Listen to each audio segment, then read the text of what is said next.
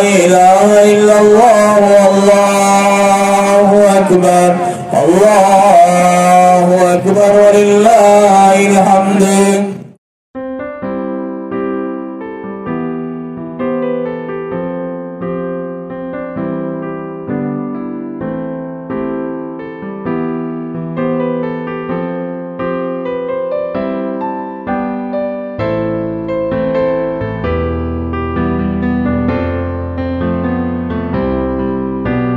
அஸ்ஸலாமு அலைக்கும். Hi friends, எல்லோரும் எப்படி இருக்கீங்க? அல்ஹம்துலில்லாஹ் நாங்களும் நல்லா இருக்கோம். ஸோ எல்லாருக்கும் ஈத் எப்படி போச்சு அப்படின்னு சொல்லிட்டு சொல்லுங்கள். அல்ஹம்துலில்லாஹ் எங்களுக்கு நல்லபடியாக போச்சு. ஸோ எங்களோட ஈத் எப்படி போச்சு அப்படின்னு சொல்லிட்டு தான் இந்த வீடியோவில் உங்ககிட்ட நான் ஷேர் பண்ணியிருக்கேன். கரெக்டாக அந்த வீடியோ எடுக்கிறது பார்த்திங்கன்னா ஈத் அன்னைக்கு மார்னிங்லேருந்து ஒரு 6 மணிலேருந்து எடுக்கிறதுக்கு ஸ்டார்ட் பண்ணியிருக்கேன். பொழுது லைட்டாக விடிய ஆரம்பிச்சிருக்கு. ஃபஜர் தொழுதுட்டு அதுக்கப்புறம் தான் வீடியோ எடுத்தேன். முன்னாடி நாள் எந்த வீடியோவுமே எடுக்கலை. ஏன் முன்னாடி நாள் வீடியோ எடுக்கலான்ட்டு பார்த்திங்கன்னா அன்றைக்கி தான் ஜயான் குட்டிக்கு சரியான ஃபீவர், போய் இன்ஜெக்ஷன் போட்டுட்டு வந்தோம். ஸோ பிள்ளைய பார்க்குறதுக்கே எனக்கு டைம் சரியாக போச்சு. வீடியோவில் கான்சென்ட்ரேட் பண்ண முடியல. சரி நெக்ஸ்ட் டே மார்னிங்லேருந்து எடுத்துக்கலான்ட்டு நைட்டு பார்த்திங்கன்னா நல்லாவே தூங்கலை. அவன் தூங்குறதுக்கே ஒரு 2 மணிக்கிட்ட ஆயிடுச்சு. அதுக்கப்புறம் பார்த்திங்கன்னா தூக்கத்தோடு உட்காந்து மெஹந்தி போட்டுட்டேன். ஏன்னா கோன் இருந்துச்சு. அதுக்கப்புறம் ஈத் அன்னைக்கு மெஹந்தி போட்டால் அது ஒரு நல்ல ஒரு ஃபீலிங்காக இருக்கும் இல்லையா? சரி மிஸ் பண்ண வேணாம் அப்படின்ட்டு தூக்கத்தோடு எனக்கு வர்றதை போட்டு விட்டுட்டேன். ஏற்கனவே கையில் கொஞ்சம் மெஹந்தி இருந்துச்சு, பரவாயில்லன்ட்டு அதுக்கு மேலேயே போட்டாச்சு. ஓரளவுக்கு நல்லா தான் பிடிச்சிருந்துச்சு. ஸோ அழகாக பொழுது விடிய ஆரம்பித்தாச்சு. என்னோடய ஈத் ட்ரெஸ் இதுதான். இந்த ட்ரெஸ் லோக்கலில் ஒரு ஷாப்பில் தான் எடுத்திருந்தோம். நெக் ஃபுல்லாக க்ளோஸ்டாக வரும். அதே போல் பார்த்திங்கன்னா நெக்கு கீழே ஃபுல்லாகவே இந்த மாதிரி சீக்வன்ஸ் ஒர்க் பண்ணியிருக்காங்க. ஃபுல்லாக ஹேண்ட் ஒர்க் தான். லாங் மேக்ஸி ஃப்ளோரல் டிசைன் எனக்கு எப்போவுமே ரொம்ப பிடிக்கும். கிளாத்துமே பார்த்திங்கன்னா நல்லா சாஃப்டாக சூப்பராக இருந்துச்சு. ஹேண்ட் ஃபுல் ஹேண்டு தான். ஸோ அதுக்கப்புறம் பார்த்திங்கன்னா போய் குளிச்சுட்டு தொழுதுட்டு அப்படியே பார்த்திங்கன்னா கிச்சனுக்கு நான் வரப்போ ஒரு 7 மணிக்கிட்ட ஆயிடுச்சு. ஃபஸ்ட்டு நாள் மாவுமே ஆட்டி வச்சுருந்தேன் இட்லிக்காக. நல்லா பொங்கி இருந்துச்சு. அதை ஒரு தடவை மிக்ஸ் பண்ணி விட்டுட்டு எடுத்து வச்சுட்டேன். அம்மா பணியாரமும் கருப்பட்டி பாலும் செஞ்சுருந்தேன்னு கொடுத்து விட்டுருந்தாங்க. அதையுமே எடுத்து தனியாக வச்சாச்சு. சரி இட்லி ஊற்றுறதுக்கு முன்னாடி அதுக்கு சைட் டிஷ் ரெடி பண்ணிடலாம் அப்படின்ட்டு ஈரலும் அதுக்கப்புறம் மட்டனும். மட்டன் பிரியாணிக்கு வாங்குறப்பே ஒரு 1/2 கிலோ சேர்த்து வாங்க சொல்லியிருந்தேன் பிரேக்ஃபாஸ்ட்டுக்கு. அதுலேருந்து கொஞ்சமாக மட்டன் எடுத்துகிட்டு சின்ன சின்ன பீஸாக கட் பண்ணிக்கிறேன். ஈரலுமே பார்த்திங்கன்னா நல்லா பெருசாக இருந்துச்சு. அதையுமே சின்ன சின்னதாக கட் பண்ணி எடுத்துகிட்டு நல்லா அலசிக்கலாம். இந்த மட்டன் கிரேவி ரெசிபி போன லாங் வீடியோவில் நான் ஷேர் பண்ணியிருக்கேன். சேம் அதே ரெசிபி மட்டனும் ஈரலும் போட்டு செய்கிறது. இட்லிக்கு சூப்பரான காம்பினேஷனாக இருக்கும்.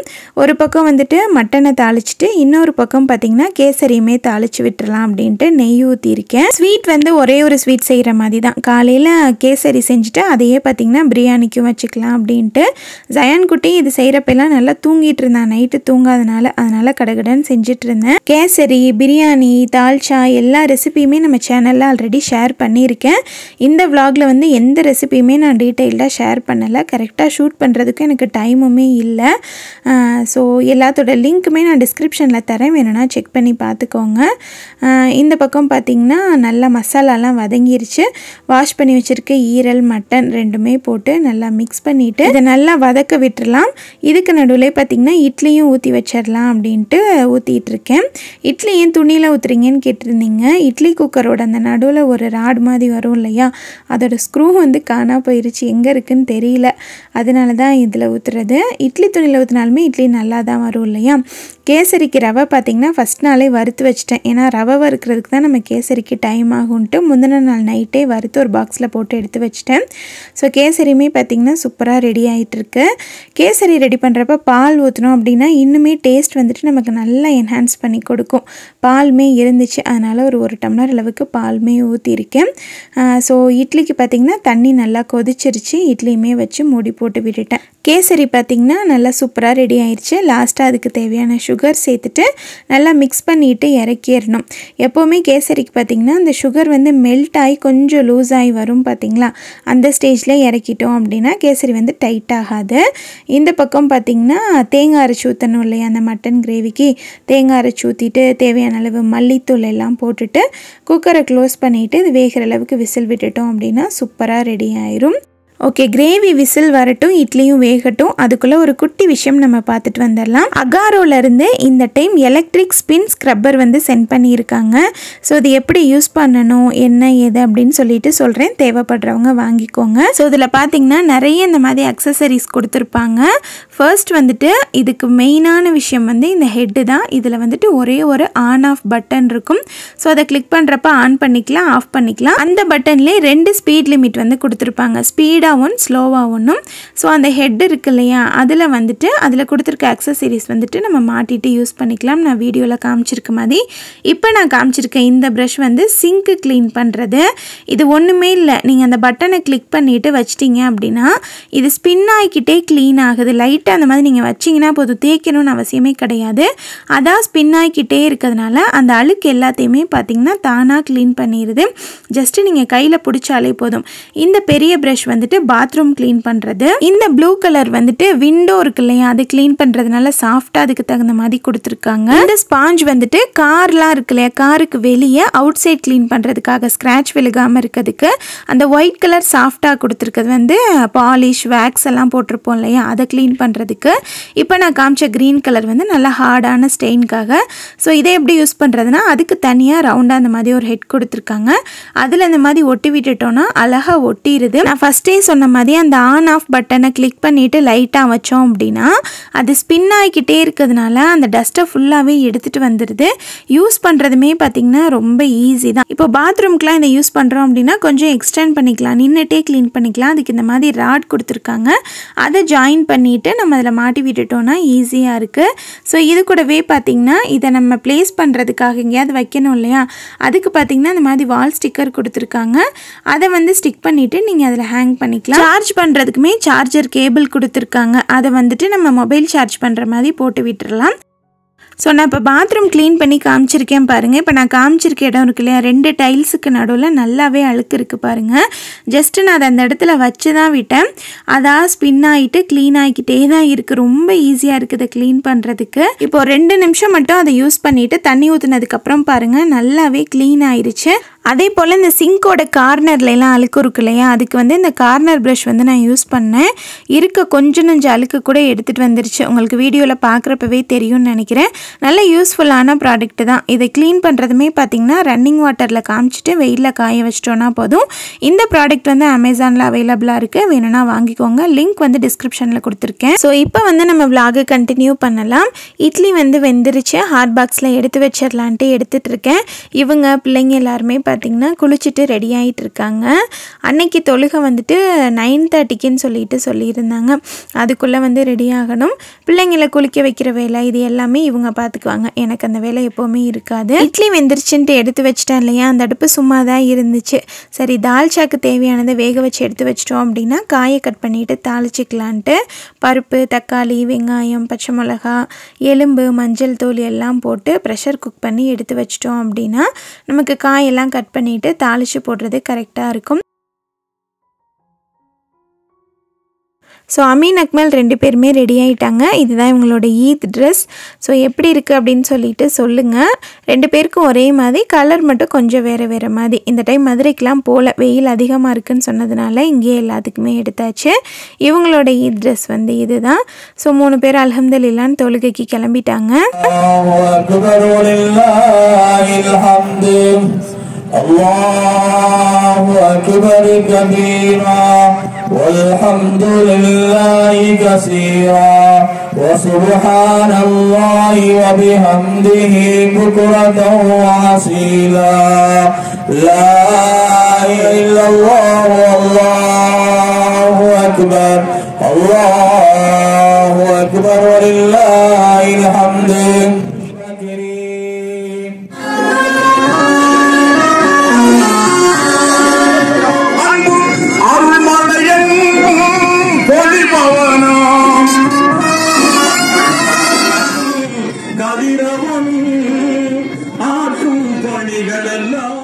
அல்ஹம்துலில்லாஹ் நல்லபடியாக பெருநாள் தொழுகை தொழுதுட்டு வந்துட்டாங்க.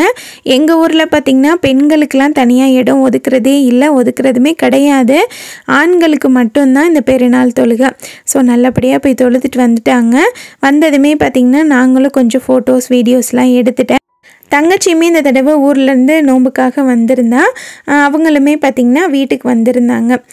அவங்க எல்லாருமே மார்னிங் பிரேக்ஃபாஸ்ட் சாப்பிட்டுட்டு தான் தொழுக போயிருக்காங்க. நான் தான் அந்த தடவை கொஞ்சம் லேட் பண்ணிட்டேன். கொஞ்சம் ஃபோட்டோஸ் வீடியோஸ்லாம் எடுத்துகிட்டு அமீன் அக்மல் இவங்க 3 பேருமே சாப்பிட்றதுக்கு உட்காந்துட்டாங்க. அடுத்து நானுமே பார்த்திங்கன்னா சாப்பிட்றதுக்கு உட்காந்துட்டேன். சரியான பசியுமே எடுக்க ஆரம்பித்தாச்சு. ஸோ அல்ஹம்துலில்லாஹ் அன்றைக்கி பார்த்திங்கன்னா இட்லி, மட்டன் ஈரல் கறி போட்டு கிரேவி, அது கூடவே பார்த்திங்கன்னா கேசரி. ஸோ சாப்பிட்டுட்டு அதுக்கப்புறம் பார்த்திங்கன்னா மதியான வேலையை பார்க்குறதுக்கு கிச்சனுக்கு வந்துட்டேன். ஸோ ஜயான் குட்டி பார்த்திங்கன்னா அவங்க அத்தா வர்ற வரைக்குமே ஒரே அழுகை தான். அவங்கள தொழுக அனுப்பிட்டு அவங்க கூடயே தான் இருந்தேன். இல்லைனா இன்னும் கொஞ்சம் வேலையை நான் முடிச்சிருப்பேன். இந்த வேலையெல்லாம் ஸ்டார்ட் பண்ணுறதுக்கு பார்த்திங்கன்னா டைம் ஒரு 12 மணி ஆயிடுச்சு. தால்ச்சாக்கு பருப்பு வேக வச்சுருந்தோம் இல்லையா, நல்லாவே வெந்துருச்சு. அதை தனியாக எடுத்து வச்சுட்டேன். கேஸ் ஆன் பண்ணிவிட்டு 2 இரும்பு சட்டி வச்சுட்டு அதில் வந்துட்டு எண்ணெய் ஊற்றி வச்சுட்டேன். கிச்சனில் அங்கங்கே பாத்திரமே இருந்துச்சு, அதையுமே ஒதுக்கிட்டேன் கையோட. ஏன்னா அப்படியே போட்டோம் அப்படின்னா ரொம்ப கச்சன்னு இருக்க மாதிரி இருக்கும். ஃபஸ்ட்டு நாளே சிக்கன் 65க்கு வந்துட்டு மேரினேட் பண்ணி வச்சுட்டேன். ஸோ ஈத் அன்னைக்கு பார்த்திங்கன்னா எனக்கு ஈஸியாக தான் இருந்துச்சு. எண்ணெய் சூடானதுமே பார்த்திங்கன்னா சிக்கனையுமே போடுறதுக்கு ஸ்டார்ட் பண்ணிட்டேன். பிரியாணியே தாளிக்கலாம், அதுக்குள்ளே இதுக்கு சிக்கனை ஃப்ரை பண்ணுறீங்கன்னு கேட்பீங்க. அன்றைக்கி வெளியே ஒரு 15 பேருக்கு சாப்பாடு கொடுக்குற மாதிரி இருந்துச்சு. ஒரு 3 kg அளவுக்கு 65 வந்துட்டு நான் ஊற வச்சுருந்தேன். சிக்கன் நமக்கு வேகிறதுக்கு லேட் ஆகும் இல்லையா, நான் நினச்ச மாதிரி சிக்கனும் ஃப்ரை பண்ணி முடிக்க பிரியாணி தம் போட்டு எடுக்கிறது கரெக்டாக இருந்துச்சு. பெரிய அடுப்பு வந்துட்டு மேலே இருந்துச்சு, அதை எடுத்துகிட்டேன் பிரியாணி ஆக்கிறதுக்காக. வேலை ஈஸியாக முடியும் இல்லையா. லைட்டரில் ஃபஸ்ட்டு பற்ற வச்சேன், எரியலை. அதுக்கப்புறம் தீப்பெட்டியிலே பொருத்தியாச்சு. ஸோ பிரியாணி தாளிக்கிறதுக்கு ஸ்டார்ட் பண்ணிவிட்டேன். இன்றைக்கி பார்த்திங்கன்னா ஒரு 2 kg அளவுக்கு அரிசியும் 2 kg அளவுக்கு மட்டனும் எடுத்திருக்கேன். மட்டன் வந்துட்டு குக்கரில் வேக வச்சுட்டேன். ஏன்னா நமக்கு அப்போ தான் கொஞ்சம் ஈஸியாகவும் இருக்கும். மட்டனை ரொம்ப நேரம் வதக்குறதுக்கும் எனக்கு டைம் இல்லை. ஏன்னா வேலை ஸ்டார்ட் பண்ணுறப்பே பார்த்திங்கன்னா ஒரு 12:45 கிட்ட ஆயிடுச்சு. அட்லீஸ்ட் ஒரு 2 மணிக்குனாலும் வெளியே சாப்பாடு கொடுக்குறவங்களுக்கு கொடுக்கணும் இல்லையா, அதனால டக்குன்னு தாளிக்கிறதுக்கு ஆரம்பிச்சிட்டேன். பிரியாணி தாளிக்க ஆரம்பித்தேன். என்னால் வேக்காடு தாங்க முடியல. அடுப்புலையுமே பார்த்திங்கன்னா 2 பேன் வச்சுருக்கோம். இந்த பக்கமும் அனல் இல்லையா, இந்த ட்ரெஸ்ஸு ஹிஜாப்லாம் போட்டுட்டு என்னால் செய்ய முடியல. அதனால் போய் நைட்டியை மாற்றிட்டு வந்துட்டு அதுக்கப்புறம் தான் மற்ற வேலையெல்லாம் ஸ்டார்ட் பண்ணது. ஸோ பிரியாணி உங்களுக்கு பார்த்தாலே தெரியும், அல்ஹம்துலில்லாஹ் ரொம்ப அருமையாக வந்துருந்துச்சு. ரொம்ப ஹாப்பி ஆயிடுச்சு. ஏன்னா நோம்பன்னைக்கு நம்ம செய்கிற சாப்பாடு எல்லாமே சரியாக வந்துருச்சு அப்படின்னாலே அது ஒரு பெரிய சந்தோஷம்தான். அது சமைக்கிறவங்கனால மட்டும்தான் ஃபீல் பண்ண முடியும். அல்ஹம்துலில்லாஹ் ரொம்பவே ஹாப்பி ஆகிட்டேன். கையோட எல்லாமே ரெடி ஆயிடுச்சு. பேக் பண்ணுறவங்களுக்குமே பேக் பண்ணுறதுக்கு ஸ்டார்ட் பண்ணிட்டேன். பிரியாணி வந்து இன்னொரு 10 நிமிஷம் அப்படியே அந்த சூட்டில் விட்டோம் அப்படின்னா இன்னும் கொஞ்சம் உதிரியாக இருக்கும் இல்லையா, அதனால் ஃபஸ்ட்டு தால்ச்சா, தயிர் சட்னி, அதுக்கப்புறம் வந்துட்டு கேசரி, இது எல்லாமே பேக் பண்ணிட்டோம் அப்படின்னா அந்த கேப்பில் வந்துட்டு அது இன்னும் நல்லா புழுங்கிரும். ஸோ அதனால் பார்த்திங்கன்னா ஃபஸ்ட்டு இது எல்லாத்தையுமே பேக் பண்ணுறதுக்கு ஸ்டார்ட் பண்ணிட்டேன். ஸோ கேசரியுமே பார்த்திங்கன்னா நல்லா சாஃப்டாக சூப்பராக இருந்துச்சு. கேசரி வந்துட்டு நம்ம வீட்டில் அடுத்த நாள் வரைக்குமே இருந்துச்சு. ரொம்பவே நல்லா இருந்துச்சு அல்ஹம்துலில்லாஹ். ஸோ கொடைக்கானலில் வேர்க்குமா வெயில் அடிக்குமான்னு கேட்பீங்க. நான் இப்படி சொன்னதுக்கு நிஜமாகவே கொடைக்கானலில் பயங்கர வெயிலாக இருக்குது. ரொம்பவே வெக்கையாக தான் இருக்குது. நான் கூட இந்த டைம் பேசாமல் ஒரு ஃபேன் வாங்கிடலாமா அப்படின்னு யோசித்தேன். ஆனால் ஒரு மாதத்துக்கு தான் இந்த மாதிரி இருக்கும். அதுக்கப்புறம் ஃபேனை தூக்கி வைக்கிற மாதிரி தான் இருக்கும். அதனால் வேணாம் அப்படின்னு சொல்லிட்டு விட்டாச்சு. ஸோ சாப்பாடுமே உங்களுக்கு பார்த்தாலே தெரியும், சூப்பராக வந்துருந்துச்சு. அல்ஹம்துலில்லாஹ் நினச்ச மாதிரி எல்லாருக்குமே பேக் பண்ணி கொடுத்தாச்சு. அன்றைக்கி லஞ்ச் வந்துட்டு நாங்கள் சாப்பிடலை, நைட்டு சாப்பிட்டுக்கலான்ட்டு. பசியுமே இல்லை, லேட்டாக சாப்பிட்டதுனால. ஜயான் குட்டியோட ஈத் ட்ரெஸ் வந்து இதுதான். ரொம்ப டல்லாக இருக்கான் பாருங்கள். அவனால் சுத்தமாகவே முடியல, சரியான ஃபீவர் அன்னைக்கு. ஸோ ஈவினிங் பார்த்திங்கன்னா சாரீ போய் மாற்றிட்டு வந்துட்டேன். இந்த சாரியோட லிங்க் நிறைய பேர் கேட்டிருந்தீங்க. இந்த சாரீ வந்து இங்கே லோக்கலில் ஒரு ஷாப்பில் எடுத்தது தான். எனக்கு வந்து இந்த ப்ளூ கலரும் என் தங்கச்சிக்கு வந்துட்டு இதுலேயே ப்ரௌன் கலர் எடுத்திருந்தேன். 2 பேருக்கும் ஒரே மாதிரி போட்டுக்கலாம் அப்படின்ட்டு. ஸோ ஜயான் குட்டி பார்த்திங்கன்னா பால் குடிச்சிட்டு ரெடி ஆகிட்டு இருக்காரு. போய் மாமியை பார்த்துட்டு வந்துடலாம் அப்படின்ட்டு. ரொம்ப டயர்டாகவே தான் இருந்தான். உங்களுக்கு வீடியோவில் பார்க்குறப்பவே தெரியும், இப்படியே படுத்துட்டே. ஏன்னா காய்ச்சல் வந்துச்சு அப்படின்னா தலை தான் வலிக்கும் இல்லையா. சரி மாமியை போய் பார்த்துட்டு வந்துடலாம் அப்படின்ட்டு நாங்கள் வீட்டிலேருந்து கிளம்புறப்பே ஒரு 7:30 அந்த மாதிரி ஆயிடுச்சு. மாமியை போய் பார்த்துட்டு அப்படியே பார்த்திங்கன்னா அம்மாவை பார்க்குறதுக்காகவும் போயிட்டோம். அம்மாவுக்கு வந்துட்டு அன்றைக்கி ஒரு குட்டி சர்ப்ரைஸுமே இருந்துச்சு. என்னென்னு வீடியோ பார்த்துட்டே இருங்க, இன்ஷால்லா சொல்கிறேன். ஸோ மாமியை பார்க்க போனேன் இல்லையா, அங்கெல்லாம் வீடியோ எடுக்கல, ரொம்பவே எனக்கு டயர்டாக இருந்துச்சு. அதுக்கப்புறம் அம்மா வீட்டுக்கு வந்துட்டு அம்மாவுக்கு வந்துட்டு சுடிதார் எடுத்திருந்தா தங்கச்சி. நான் தான் எடுக்க சொன்னேன், சாரீ எடுக்காதடி சுடிதார் எடு அப்படின்னு சொல்லிட்டு. ஏன்னா அம்மாவுக்கு சுடிதார் போட்டு பார்க்கணுன்னு எங்களுக்கு ரொம்பவே ஆசை. ரொம்ப அழகாக இருந்துச்சு. இன்ஸ்டாவில் ஃபோட்டோ கூட போட்டிருந்தேன். நிறைய பேர் வந்துட்டு நல்லா இருக்குன்னு சொல்லியிருந்தீங்க. நோம்பு வந்துட்டாலே அத்தா ஞாபகம் வந்துடும் எங்களுக்கு. ஏன்னா ரமதான் ஸ்டார்ட் ஆகுறதுக்கு ஒரு 10 நாளைக்கு முன்னாடி தான் அத்தா வந்து மவுத்தானது. எல்லா நோம்புலையுமே பார்த்திங்கன்னா அத்தாவோட ஞாபகம் அதிகமாக வந்துடும். அது அந்த 27ஆம் கிழமையெல்லாம் பார்த்திங்கன்னா ரொம்ப ரொம்ப அதிகமாக வந்துடும். ஒருத்தவங்க இன்ஸ்டாவில் கூட என்கிட்ட பர்சனலாக கேட்டிருந்தாங்க, ஏன் சிஸ்டர் ஃபேஸ் டல்லாக இருக்குது, அத்தா ஞாபகம் வந்துருச்சான்னு சொல்லிட்டு.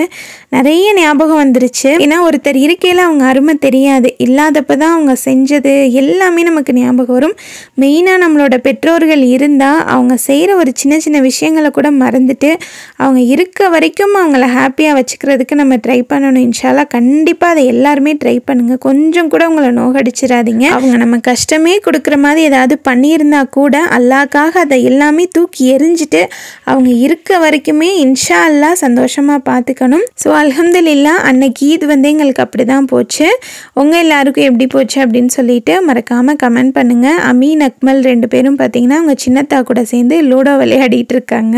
ஸோ இந்த ஃபோட்டோஸ்லாம் தான் அன்றைக்கி எடுத்தது, எப்படி இருக்குது அப்படின்னு சொல்லிட்டு சொல்லுங்கள். இந்த ஃபோட்டோவில் அம்மாவோட முகம் பார்த்தாலே தெரியும், அத்தாவை நினச்சி கொஞ்சம் அழுதுட்டாங்க. ஸோ எங்களுக்குமே அப்படி தான் ஆயிடுச்சு. ஆனால் அம்மா கிட்ட காமிச்சிக்கல. அவங்களுக்காக நிறைய துவா செய்யுங்க இன்ஷா அல்லாஹ். நான் அம்மா தங்கச்சி 3 பேரும் போட்டிருந்த ட்ரெஸ் வந்துட்டு இசான்ஸ் பொட்டிக்கில் இருந்து தான் வாங்கியிருந்தோம். தங்கச்சி தான் அந்த பேஜ் வந்து ரன் பண்ணிகிட்ருக்கா. நல்ல பியோர் காட்டன்.